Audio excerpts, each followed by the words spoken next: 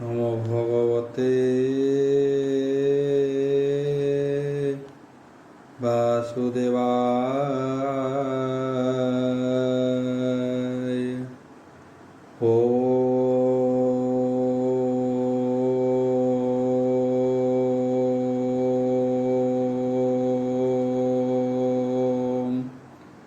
नमो भगवते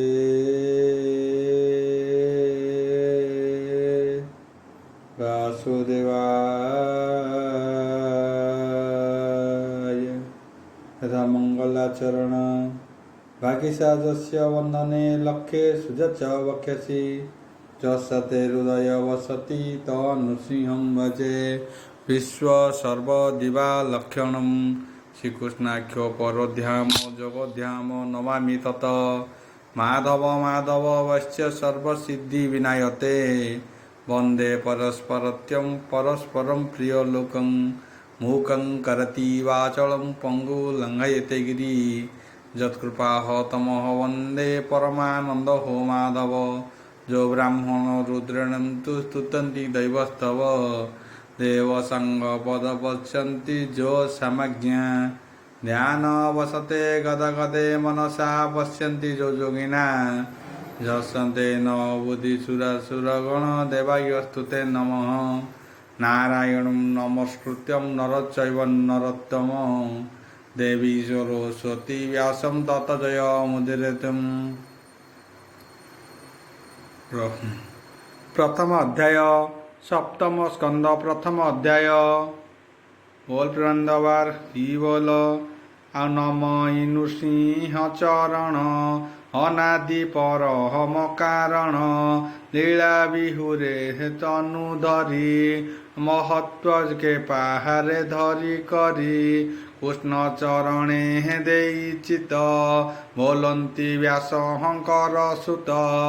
सुक उवाच बोल प्रेमंदवार हरि बोल। एबे हो शुण कुरुमणि हरिचरित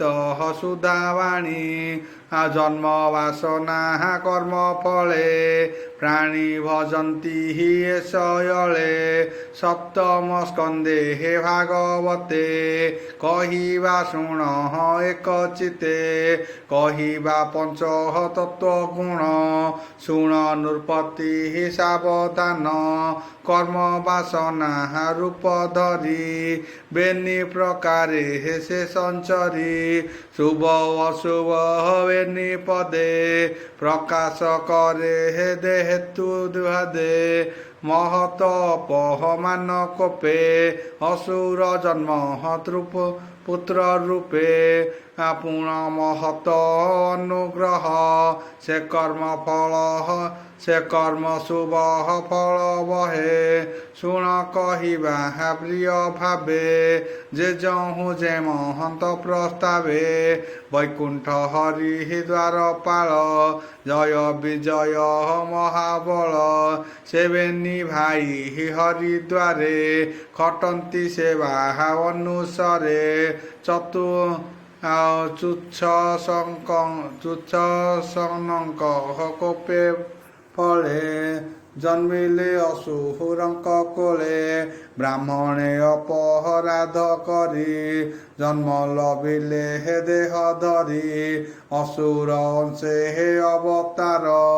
हिरण्यकशिप कुमार से पाद से पद्म चरण रे मुहि निरते शरण पसई ଆଉ ସପ୍ତମ ସ୍କନ୍ଧେ ହେ ପ୍ରହଲ୍ଲାଦ ରହିଛି ଅମୃତ ସମ୍ବାଦ ନୃସିଂହ ଅମୃତ ଚରିତ ଅଜ୍ଞାନରେ ରହୁ ମୋର ଚିତ ସାଧୁ ସୁଜନେ ହେ କୃପ କରି ମୁଁ ତୁମ୍ଭ ଚରଣ କିଙ୍କରି ଏମନ୍ତେ ଶୁଣ ହେ ରାଜନ ହରିଚରିତ ସୁଧାପାନ ସେ ପ୍ରହଲ୍ଲାଦ ଦୈତ୍ୟ ଦେହେ ନାରଦ ମୁନି ଅନୁଗ୍ରହେ ଶ୍ରୀକୃଷ୍ଣ ଚରଣ କମଳେ ନିଶ୍ଚଳେ ଭକ୍ତି ଯୋଗ ବଳେ ଜନ୍ମ ବାସନା ହେତୁ ସ୍ମରି କୃଷ୍ଣ ଭକତି ଦୃଢ଼େ ଧରି ବିଷ୍ଣୁ ଭକତ ହୋଇ ଯେବେ ଭକତି କରେ ସେହୁ ଭାବେ ତାହାକୁ ରଖେ ହେ ଭଗବାନ ସେ ନ ସହେ ଭକ୍ତି ଅପମାନ ଜୟ ବିଜୟ ହବେନି ଭାଇ ଅସୁର ଅଂଶେ ହେ ଜନ୍ମ ହୋଇ ହରିଙ୍କୁ ଅପରାଧ କଲେ ତୃତୀୟ ଜନ୍ମେ ହେ ନିସ୍ତରିଲେ ଏଣୁ ପଣ୍ଡିତ ପ୍ରାଣୀ ମାନେ ମହତ ଅନୁଗ୍ରହ ମଧ୍ୟାନେ ଯତ୍ନ କରନ୍ତି ନିରନ୍ତରେ ଆତ୍ମାକୁ ଆପଣେ ଉଦରେ ଏ ଭାବେ ମୁନି ଗଣ ଚିନ୍ତି ଭବସାଗରୁ ତରିଛନ୍ତି ଏ ଆଦି ଅନ୍ତ ତୋର କହି ଶୁଣ ପରୀକ୍ଷ ମନ ଦେଇ ଦିତି ଉଦରେ ହେ ଦେହ ବହି ଜୟ ବିଜୟ ହବେନି ଭାଇ ବିଷ୍ଣୁ ବଇଲି ନିରନ୍ତରେ ସ୍ୱଭାବେ ଅସୁର ବେଭାରେ ତାହାଙ୍କ କୂଳେ ହେ ପ୍ରହଲ୍ଲାଦ ଶ୍ରୀକୃଷ୍ଣ ଭକ୍ତ ମଧ୍ୟେ ବୁଧ ଏ ପିତା ପୁତ୍ର ମଧ୍ୟ ଗତେ ପୂର୍ବ ବାସନା ଅନୁମତେ ମହାନ୍ତ କୋପ ଅନୁଗ୍ରହ ବାସନା ଭେଦ ନିଶ୍ଚଳ ବାସନା ବଳେ ହେ କର୍ମଜାତ ଦଶ ଅଧ୍ୟାୟ ଚରିତ ପଞ୍ଚ ପ୍ରସ୍ତାବେ ହେ ସୋହେ ଜାଣ ଧର୍ମର ବର୍ଣ୍ଣନ ଲକ୍ଷଣ ପ୍ରଥମ ଅଧ୍ୟାୟରେ ପ୍ରସ୍ତାବ କହିବା ପିତା ପୁତ୍ର ଭାବ ହିରଣ୍ୟକଶିପ କୁମାର କୃଷ୍ଣ ଭକତ ମଧ୍ୟେ ବର ବ୍ରାହ୍ମଣ ସାପେ ହେବେନି ଭାଇ ଅସୁର ଅଂଶେ ହେ ଜାତ ହୋଇ ଇନ୍ଦ୍ରର ଅର୍ଥେ ହେ ଭଗବାନ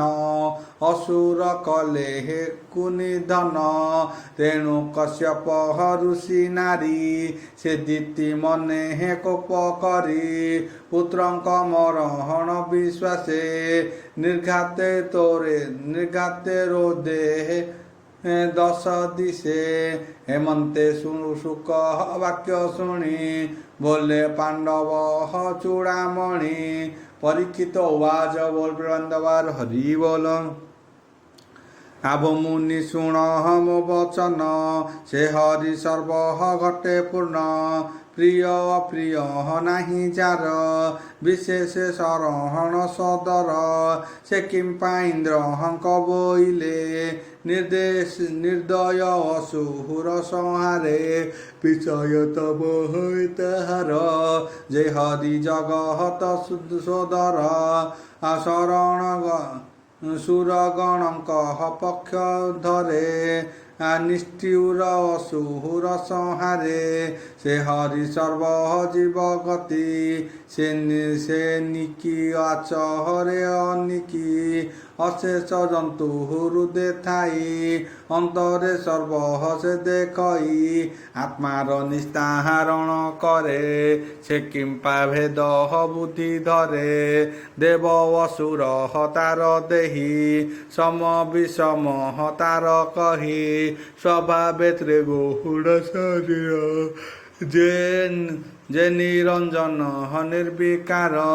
ନିର୍ଗୁଣ ନିତ୍ୟ ଦେବପତି ସକଳ ଭୂତେ ହେ ତାର ସ୍ଥିତି ଏଣୁ ଗୋବିନ୍ଦ ଗୁଣ କର୍ମ ସଂସାରେ ମୋର ଚିତ ଭ୍ରମ ପୁଛଇ ଚରହଣ ତୁମ୍ବର ମନୁ ସଂଶୟ ଦୂର କର ଶୁକ ଉବାଚ ବୋଲ ପ୍ରେମନ୍ଦବାର ହରି ବୋଲ ବନୁର୍ପ ସାଧୁ ତୋର ବାଣୀ ତୁଜେ ପଚାରୁ ପରିମାଣୀ ଅଦ୍ଭୁତ କୃଷ୍ଣର ମହିମା କେ ଜାଣିପାରେ ହେ ଗୁଣ ସୀମା ଏ ଗ୍ରନ୍ଥ ଭାଗବତ ଶୁଣ କୃଷ୍ଣର ଭକହତି ଲକ୍ଷଣ ପରମ ଜ୍ଞାନମୟ ବାଣୀ ଯେ ଶୁଣେ ଯେ ବାହା ମୁଖେ ବଣୀ ନାରଦ ଆଦି ମୁନି ଗଣେ ଯାହା ଗୋବିନ୍ଦେ ହେ ଅନୁକ୍ଷଣେ ବ୍ୟାସ ଚରଣ ସେ ବିମୁହି କହିବି ଯେ ଅହବା ଜଣାଇ ସେ ହରି ସ୍ୱଭାବେ ନିର୍ଗୁଣ ଅଜନ୍ମ ଅବ୍ୟହକ୍ତ କାରଣ ସ୍ୱଭାବେ ସର୍ବଗୁଣ ପର ବ୍ରହ୍ମା ଶଙ୍କରେ ହେ ଅଗୋଚର ସେ ମାୟା ଗୁଣ ଆଶ୍ରୟ କରି ବଧବଧିକ ରୂପ ଧରି ସେ ତତ୍ୱର ଜହ ତମ ଗୁଣ ପ୍ରକୃତି ଏହାର କାରଣ ଆତ୍ମାର ଗୁଣ ନୁହନ୍ତି ପ୍ରକୃତି ରୂପେ ହେ ପ୍ରକାଶନ୍ତି ଉଦୟ ଅସ୍ତ ଏକା ବେଳେ ନୁହନ୍ତି ଗୁଣ କାଳ ବଳେ ସୃଷ୍ଟି ପାଳନ କରେ ହରି ସତ ଗୁଣକୁ ଆଶ୍ରୟ କରି ଦେବତା ଋଷି ରୂପ ହୋଇ ସ୍ୱଧର୍ମେ ସୃଷ୍ଟି ସେ ପାଳଇ ରଜଗୁଣରୁ ଆଶ୍ରୟ କରି ଅସୁର ମାନଙ୍କୁ ବିସ୍ତାରି ଯକ୍ଷ ରାକ୍ଷସ ତମ ଗୁଣେ ସୁଜଇ କାଳହର ପ୍ରମାଣେ ଜ୍ୟୋତି ସ୍ୱରୂପେ ହେ ପ୍ରକାଶଇ ବିଚାରେ ନାହିଁ ନମିଷଇ କାଷ୍ଠ ଯୋଜନେ ହେ ଆକାଷ୍ଟ ସଂଯୋଗେ ହେ ଅଗ୍ନି ଜେନେ ଜଳେ ଯେସନେ ହେ ପାତ୍ର ସ୍ଥାନେ ତାପ୍ତ ସ୍ଥାନେ ଆକାଶ ଜେନେ ହେ ଜଳ ଘଟେ ତେମନ୍ତେ ରୂପେ ହେ ସେ ପ୍ରକଟେ ମାୟାର ନାନା ରୂପ ହୋଇ ସେ ମାୟା ତାକୁ ନ ଲାଗଇ ଏହା ବିଚାରି ମୁନି ଜନେ ଆତ୍ମାକୁ ଆତ୍ମା ଅନୁମାନେ ସଂଶୟ ନ କରନ୍ତି ମନେ ହରି ବିଷୟ କ୍ରୀଡ଼ା ସ୍ଥାନେ ସେ କାଳ ମାୟା ଯୋଗ ଯୁଗେ ପୁର ସଜଇ ଏ ବିଯୋଗେ ପୁର ସଜଇ ଏ ଜଗତେ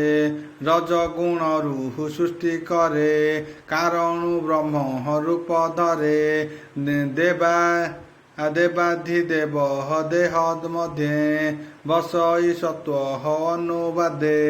ରମିବା ଅର୍ଥେ ହେ ଭାବ ଗ୍ରାହୀ ଅଶେଷ ଜନ୍ତୁ ହୃଦେ ଥାଇ କିରଟିର ହନ୍ତେ ସେ ଅପାଣେ ସୃଷ୍ଟି ସଂହରେ ତମ ଗୁଣେ ସେ ସୃଷ୍ଟି ଆଦ୍ୟ କାଳେ ହରି ଜୀବ ପ୍ରକୃତି ରୂପ ଧରି ବେନି ଜଗତ ପ୍ରିୟ ହର ଜନନୀ ନିମିତେ ସଙ୍ଗେ ଘେନି ହରି ବିହରେ ହେ ବେଦିନୀ ତାଙ୍କ ଆଶ୍ରୟ ସଙ୍ଗ ମେଳେ ଜଗତ ବିହାଇଲ କଳେ ସେ କାଳେ ହରି ଆଜ୍ଞା ଘେନି ଧ୍ୟାନ ପୁରୁଷ ହେବେନି ଉଭୟ ମତେ ହେ ନାନା ଗୁଣେ ହୋଇଲା ସୃଷ୍ଟିର କାରଣେ ସେ ହରି କାଳ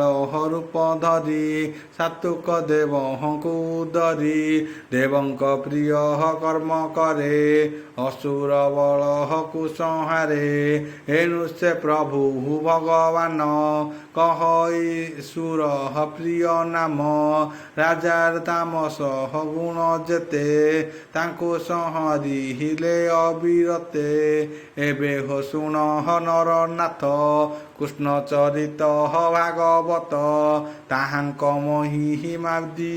ତାହାଙ୍କ ମହିମା ବିନିଶେ ଶୁଣ କହିବା ଇତିହାସେ ରଜୁଷି ଯଜ୍ଞ ସଭା ଅନ୍ତେ ଧର୍ମନନ୍ଦନ ହଙ୍କଗ୍ରତେ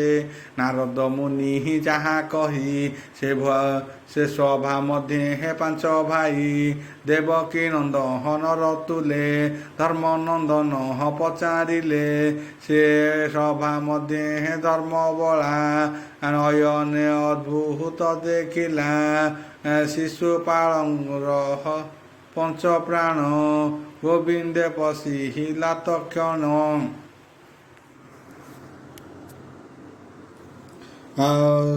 ସ୍ୱଭାବଲୋକଙ୍କ ଦୃଷ୍ଟ ମାର୍ଗେ ବିଜୁଳି ଜେନେ ନୀଳ ମେଘେ ଯୁଧିଷ୍ଠିର ଉବାଚ ବୋଲ ପ୍ରେମାନନ୍ଦବାର ହରି ବୋଲ ଭମୁନି ଅଦ୍ଭୁତ ଏ କଥା ଦେଖି ମୋ ମନେ କରୁ ଚିନ୍ତା ଅଷ୍ଟାଙ୍ଗ ଯୋଗ ମୁନି ଗଣେ ଚିତନ୍ତି ଯେ ହରି ଚରଣେ ଏକାନ୍ତେ ଭକ୍ତି ଯୋଗ ଚିନ୍ତି ଯେ ରୂପ କେହି ନ ଦେଖନ୍ତି ଦେବ ମାନବେ ଅଗୋଚର ଯେ ବ୍ରହ୍ମ ନିତ୍ୟ ନିରାକାର ଏ ମନ ଘୋର ହର କୁମର ସ୍ୱଭାବେ ଦୁଷ୍ଟ ଦୁରାଚାର କୃଷ୍ଣ ଅନେକ ନିନ୍ଦା କଲା ସେ କିମ୍ପା କୃଷ୍ଣଙ୍କୁ ପାଇଲା ଏ ସଭା ମଧ୍ୟେ ଏକେ ମୁନି ତୁମ୍ଭର ଛାମୁରେ ପୁଛଇ କହ ହେ କେ ବହଣ କାରଣେ ଶୁଣନ୍ତୁ ସକହଳ ଶ୍ରବଣେ ବିଷ୍ଣୁଙ୍କୁ ବିଷ୍ଣୁ ଜନ ମେଳେ ଯେବା ନିନ୍ଦନ୍ତି ଯଜ୍ଞ ବଳେ ସେ ପ୍ରାଣୀ ନରହକେ ପଡ଼ନ୍ତି ମହାନ୍ତେ ମହନ୍ତ କହନ୍ତି ସେ ଦମ ଘୋର ସୁତବାଣୀ ସଭାରେ ଦନ୍ତ ଚକ୍ର ଶୁଣି ସଭାରେ ଦନ୍ତ ବକ୍ର ଶୁଣି ସେହି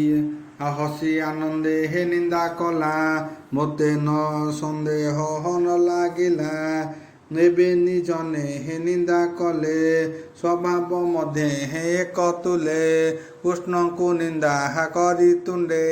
କିମ୍ବା ନ ଗଲେ ଯମ ଦଣ୍ଡେ କେବଳ କେହୁ ବେନି ବୀର ପଶିଲା କୃଷ୍ଣ ହର ଶରୀର ଏଣେ ଭ୍ରମଇ ମୋର ମନ ବନେ ଯେ ସନେ ହୁତାସନ କାରଣ କହ ମୁନିବର ଶୁଣିଲେ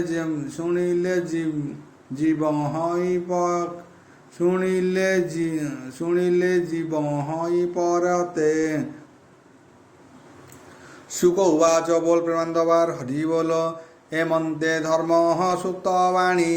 ଆନନ୍ଦେ ଶୁଣି ବ୍ରହ୍ମ ମୁନି କହନ୍ତି ରାଜାଙ୍କ ଅଗ୍ରତେ সকলে ଶୁଣନ୍ତି ଯେ ମନ୍ତେ ନାରଦ ଉବାଚ ବୋଲ ପ୍ରେମାନନ୍ଦବାର ହରି ବୋଲ ଆଉ ଏ ଯେତେ ନିନ୍ଦା ସ୍ତୁତି ଅଥେ ମନୁଷ୍ୟ ଶରୀର ଜଗତେ ପ୍ରକୃତି ପୁରୁଷ ସଂଯୋଗେ ଜନ୍ମଇ ଅବିବେକ ଭାବେ ବହଇ ହିଂସା ଅଭିମାନ ଦଣ୍ଡ ପୌରଷ ସାବଧାନ ମୁହିଁ ମୋହର ବୋଲି ଜାନେ ଯାବତ ବସ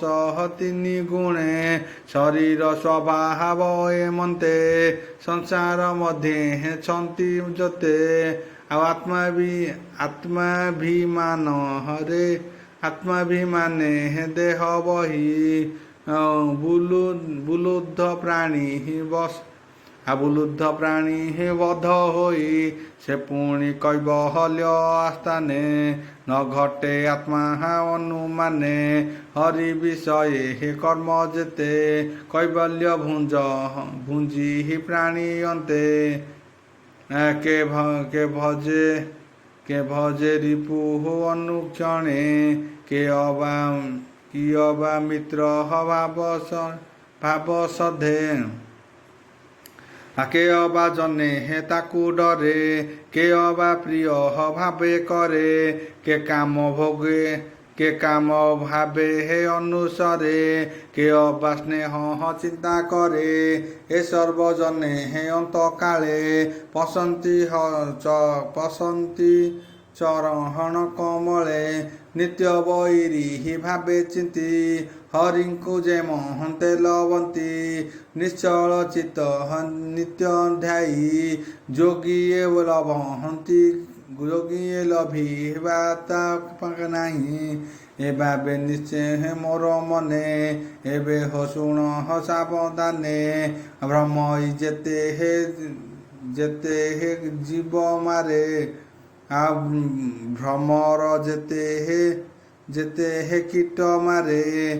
ନେଇ ସ୍ଥାପ ନିଜ ଘରେ ସେ କୀଟ ପ୍ରାଣୀ ଯିବା ବାଳେ ସେ କୀଟ ପ୍ରାଣୀ ଯିବା କାଳେ ସଭୟ ଦେଖି ଥାଏ ଡୋଳେ ସ୍ୱଭାବେ ଭୟ ଯୋଗ ମରେ ତାର ସ୍ୱରୂପ ଅନ୍ତ ଧରେ ଏମନ୍ତେ କୃଷ୍ଣହର ବିଷୟ ସେ ମାୟା ମନୁଷ୍ୟର ଦେହ ବୈରୀ ବଣେ ତାକୁ ଚିନ୍ତି ନିର୍ମଳ ହୃଦୟ ପଶନ୍ତି ଏ ଘେନି କାମ କ୍ରୋଧ ବये ଯେ ବା ଭଜନ୍ତି ମିତ୍ର ସ୍ନେହ କୃଷ୍ଣ ବିଷୟେ ହେ ଚିତ୍ତ ଦେଇ ଅନେକ ଗଲେ ହେ ମୁଖ୍ୟ ହୋଇ ଗୋପନ ଗରେ ହେ ଗୋପୀ ଯେତେ କୃଷ୍ଣ ଭଜିଲେ ହେ କାମ ଚିତେ ବ୍ରାହ୍ମଣ ପତ୍ନୀ ଦେବ ନାରୀ ମଥୁରାପୁରେ ହେ ମନୋହରି ରାଜାଙ୍କୁ ମାରି ଆଦି ଯେତେ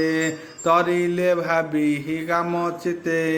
କଂସାଇ ଦୈତ୍ୟ ଭୟ କଲେ ଅନେ ସେ ଗୋବିନ୍ଦ ପଶିଲେ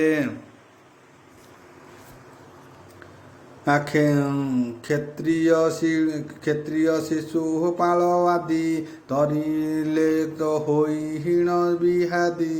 ବିବାଦୀ ଯାବତ ବିଷ୍ଣୁ ବଂଶ ଯେତେ ତୁ ଭଜୁ ଭ୍ରାତୁ ସ୍ନେହ ମତେ ମୁହିତା ଚରଣ କମଳେ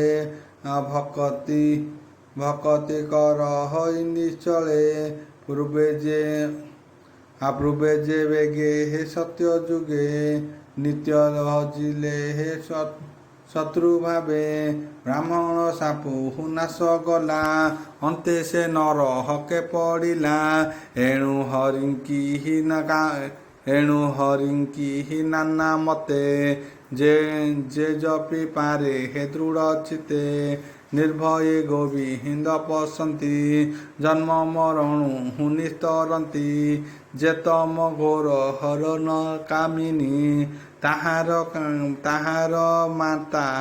ଭଗିନୀ ତାର ଉଦରୁ ହୁବେନି ବାଳ ଯେ ଜନ୍ତୁ ବ୍ରଜ ଶିଶୁପାଳ ପୂର୍ବେ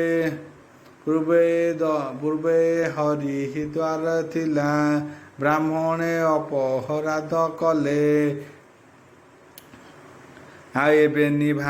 ନିଭାଇ ସହୋଦର କୃଷ୍ଣ ସେବକ ମଧ୍ୟ କର ମହାନ୍ତ ଅପରାଧ ପଳେ ଜନ୍ମିଲେ ଅସୁରଙ୍କ କୂଳେ ଏ ଜନ୍ମ ମୃତ୍ୟୁ ଅସିରେ ଏବେ ମିଳିଲା ହରିଦ୍ୱାରେ ନାରଦ ମୁଖୁ ଏ ଚରିତ ଶୁଣି ବୋଲନ୍ତି ଧର୍ମଦୂତ ଯୁଧିଷ୍ଠିର ଉବାଚ ବୋଲ ପ୍ରେମାନନ୍ଦବାର ହରି ବୋଲ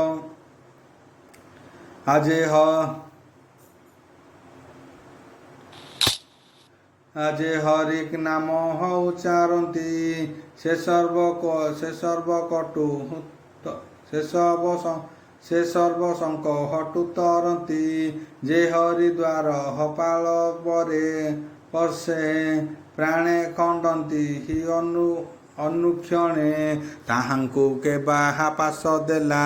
ମୋତେ ତ ସନ୍ଦେହ ଲାଗିଲା ଯେ ବୈକୁଣ୍ଠ ପୁରେ ଥାନ୍ତି ସେ ତ ସଂସାରେ ନ ଫେରନ୍ତି ଦେହେ ସମ୍ଭବ ନାହିଁ ସେ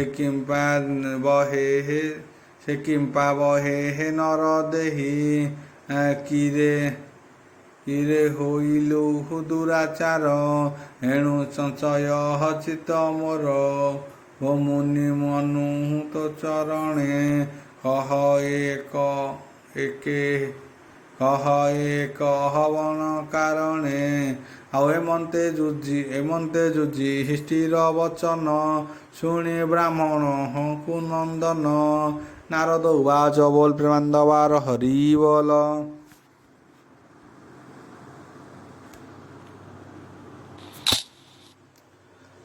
ଶୁଣ ରାଜନ ସାବଧାନେ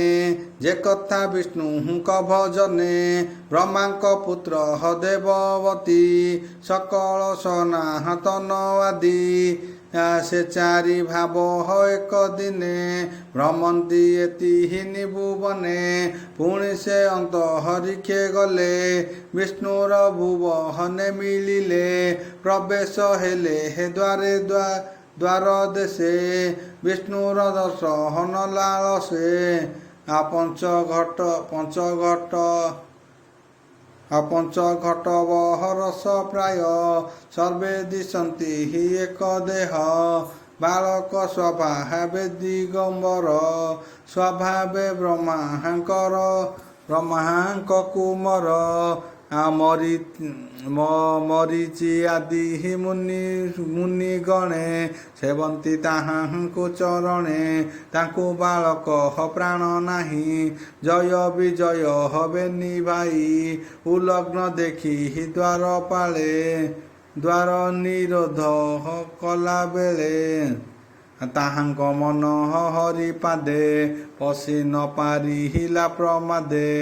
ଦ୍ୱାରପାଳଙ୍କ ମୁଖକୁ ଚାହିଁ କୋପେ ବୋଲନ୍ତି ଚାରି ଭାଇ ତୁମ୍ଭେ ଯେ ଦୁଷ୍ଟ ହବେନି ଭାବ ଏ ପୁରେ ଥିବା ନ ଯୋଗିବ ଏ ପୁର ବୈକୁଣ୍ଠର ଧାମ ଏଠି ନ ପଶ ହଇ ରଜତମ ଏଠି ନଥାଏ ହେ ଭାଇବେନି ଆଉ ଉତ୍ତୟ ଜନ୍ମିବେ ଦେହ ଘେନି ଅତି ପାପିଷ୍ଟ ତୁମ୍ଭେ ଦେହ ଅସୁର କୂଳେ ଜନ୍ମ ହୁଅ ତକ୍ଷଣେ ବିପ୍ରହ ସାପ ପାଇ ଦ୍ୱାର ଖସିଲେ ହେବେନି ଭାଇ ରୁଦ୍ଧ ଚରଣ ଅଧମୁଖ ତକ୍ଷଣେ ଦେଖି ତାର ଦୁଃଖ ଦୟା ବସିଲା ତାଙ୍କ ଦେହେ ସ୍ନେହ ବୋଇଲେ ଚାରି ଭାଇ ଅସୁର ହୋଇବେନି ଜନ ନିତ୍ୟ କରିବେ ଦୁଷ୍ଟ କର୍ମ ତୃତୀୟ ଜନ୍ମେ ନର ହୋଇ ପଶୁ ଚରିବେ ହେବେନି ଭାଇ ବିଷ୍ଣୁଙ୍କୁ ଚିନ୍ତି ଅପରାଧ ପୁଣି ଲଭିବ ବିଷ୍ଣୁ ପାଦ ପ୍ରଥମ କଶ୍ୟପଙ୍କ ଘରେ ଜନ୍ମିବ ଦ୍ୱିତୀୟ ଉଦରେ ଜନ୍ମିଲେ ହିରଣ୍ୟକଶ୍ୟପୁ ହିରଣ୍ୟାକ୍ଷ ଯେ ମହାବାପୁ ଦେବଦାନବ ତାଙ୍କ ପାଦେ ଖଟନ୍ତି ନିତ୍ୟ ଅପ୍ରମାଦେ ହିରଣ୍ୟାକ୍ଷର ଗର୍ଭ ଭରେ ମହି କମ୍ପଇ ଥର ହରେ ସେ କଷ୍ଟ ହରି ନ ସହିଲେ ଶୁକୁଳ ରୂପକୁ ଧରିଲେ ଧରଣୀ ଉଦାହରଣ ପାଇଁ ବରୁଣ ରୂପେ ଦେହ ଯାଇ ସେ ଦୃଷ୍ଟ ହିରଣ୍ୟର ବୀର ଅମୀର ବଳ ଅଟେ ଯାର ବାହାର ରୂପ ଦେଖି କୋପେ ମିଳିଲା ଗୋବିନ୍ଦ ସମୀପେ ଆନନ୍ଦେ ଗଦା ଯୁଦ୍ଧ କଲା ଶବଦେ ବ୍ରହ୍ମାଣ୍ଡ କମ୍ବିଲା ବିଷ୍ଣୁର ଗତ ବଳେ ପ୍ରାଣ ଛାଡ଼ିଲା ରସା ତଳେ ବିଷ୍ଣୁ ନୃସିଂହ ରୂପ ଧରି ହିରଣ୍ୟକଶ୍ୟପ ଧରି ହିରଣ୍ୟକଶିପର ସୁତ ପ୍ରହ୍ଲାଦ ଗୋବିନ୍ଦ ଭକତ ତାକୁ ଆନନ୍ଦେ ଦୁଃଖ ଦେଲା କୃଷ୍ଣ ଭଜନ ହନ ସହିଲା ସେ ପୁଣି ବିଷ୍ଣୁ ଭକ୍ତି ବଳେ ଅଜୟ ଏ ମହିମଣ୍ଡଳେ ତାକୁ ଅନେକ ଦୁଃଖ ଦେଲା କେବେ ମାରି ନ ପାରିଲା ଲୀଳା ଏକ ହରି ତାକୁ ମାରି ପୁଣି ଜନ୍ମିଲେ ଦେହ ଧରି ପୁଣି ରାକ୍ଷସୀ କୋଳେ ଯାଇ ବିଶ୍ରବା ଗୃହେ ହେବେନି ଭାଇ କକେଶିଆ ଗର୍ଭେ ହେରୁ ହୋଇ ଜନ୍ମ ଅନେକ କଲେ ହେ ମନ୍ଦ କର୍ମ ରାବଣ କୁମ୍ଭ କର୍ଣ୍ଣ ରୂପେ ଦୈତ୍ୟ ଲୋକକୁ ବଶ କଲେ ପୂର୍ବେ ତାହାଙ୍କୁ ରାମ ରୂପେ ମାରି ରାକ୍ଷସ ଜନ୍ମରୁ ଧରି ସେ ରାମ ଚରିତ ତୁ ସୁଖେ ଶୁଣିବୁ ମୋର କଣ୍ଡ ମୁଖେ ପୁଣି ସେ ମହି ତଳେ ଜାତ ତୋ ମାତା ଭଗିନୀର ସୁତ ଏବେ ତ ଯଜ୍ଞ ସଭା ମଧ୍ୟେ କୃଷ୍ଣଙ୍କୁ ନିନ୍ଦି ଅପରାଧେ ଗୋବିନ୍ଦ ଚକ୍ରେ ଛେଦ ହୋଇ ମୁଖ୍ୟ ଲଭିଲେ ହେବେନି ଭାଇ ଦରାନୁବନ୍ଧେ କରି ଧ୍ୟାନ ତେଣୁ ପାଇଲେ ଦିବ୍ୟ ଜ୍ଞାନ ତୃତୀୟ ଜନ୍ମ ମୁଖ୍ୟ ହୋଇ ଜୟ ବିଜୟ ହବେନି ଭାଇ ପୁଣି ମିଳିଲେ ନିଜପୁରେ ବିଷ୍ଣୁର ବୈକୁଣ୍ଠ ଦୁଆରେ ଏମନ୍ତେ ଶୁଣି ଧର୍ମସୂତ୍ର ଆମନେ ମୁନି ଚରଣେ ଦେଇ ହସ୍ତ ଭାବେ ପୁଲକ ତାର ଦେହି ବୋଲେ ନାରଦ ମୁଖ ଚାହିଁ ଯୁଧିଷ୍ଠିର ଉବାଚ ବୋଲ ପ୍ରେମାନନ୍ଦବାର ହରି ବୋଲ ହିରଣ୍ୟକଶିପର ସୁତ ସେ ଯେବେ ଗୋବିନ୍ଦ ଭକତ ତାହାକୁ ପୁତ୍ର ସ୍ନେହ ଛାଡ଼ି ନିଷ୍ଠୁର ପଥ କମ୍ପେ କିମ୍ପା ବଢ଼ି ହିରଣ୍ୟକଶିପ କିମ୍ପାଇ ପୁତ୍ରକୁ ଦ୍ରୋହ ଆଚରଇ ଅସୁର ଜାତ ପ୍ରହ୍ଲାଦ କିମ୍ପା ଭଜିଲା କୃଷ୍ଣ ପାଦ ବୋଇଲା ଦାସ ଜଗନ୍ନାଥ ନାରଦ ଆଗେ କୁନ୍ତି ସୁତ ଯେ ପ୍ରଶ୍ନ ସଭା ମଧ୍ୟେ କଲେ ଶ୍ରୀ ଭାଗବତ କୃଷ୍ଣ ଲୀଳା ସପ୍ତମ ସ୍କନ୍ଦ ହରିବାଣୀ ଶୁଣି ସଂସାରୁ ତର ପ୍ରାଣୀ ଶ୍ରୀଶୁକ କହେ ତୋଷ ଚିତେ ପରୀକ୍ଷ ରାଜାର ଅଗ୍ରତେ ଶୁଣି ରାଜନ କୃତ୍ୟ ବିଷ୍ଣୁ ଚରଣେ ଦେଲା ଚିତ ଯେ ଭାବେ ପାର ଦୃଢ଼ ଧରି ପାରି କରିବେ ଚକ୍ରଧାରୀ ଇତି ଶ୍ରୀମଦ୍ଭାଗବତେ ମହାପୁରାଣେ ପରମହଂସ୍ୟା ସଂହିତାୟା ସପ୍ତମ ସ୍କନ୍ଧେ ପ୍ରହ୍ଲାଦ ଚରିତ ଉପକ୍ରମେ ପ୍ରଥମ ଅଧ୍ୟାୟ।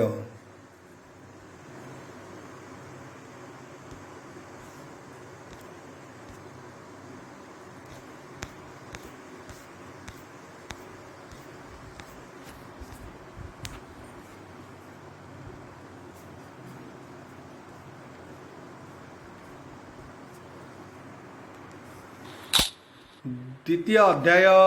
सप्तम स्कंद द्वितीय अध्याय। नारद उवाच बोल प्रेमानंदबार हरि बोल। कहन्ति ब्रह्माଙ୍କ नन्दन राजन सावधाने शुण असुर कूले हे जात होई जय विजय हबेनि भाई हिरण्य हिरण्यास्य वीर तोपे तोचिले हे देववर तिनि भुवने हे मोहत तेज असुर बल हगेनि राज हिरण्य कशिपु असुर बले होइला राजेश्वर लोके विप्लव भयंकर त्रासे कंपिले हे सुर तार अनुज हिरण्यास्य गदा संग्राम महाजुद ओम भूर्भुवस्सुः नमो ते वासुदेवाय नमो ते वासुदेवाय क्लीं कृष्णाय गोविन्दाय गोपीनाथ वल्लभाय नमो ते वासुदेवाय नमो ते वासुदेवाय तुमेव माताश्च पिता तुमेव बन्धुश्च सखा तुमेव विद्यां द्रविणं तुमेव सर्वं मम देवदेव नमो रघुपति राघव राजा रामपति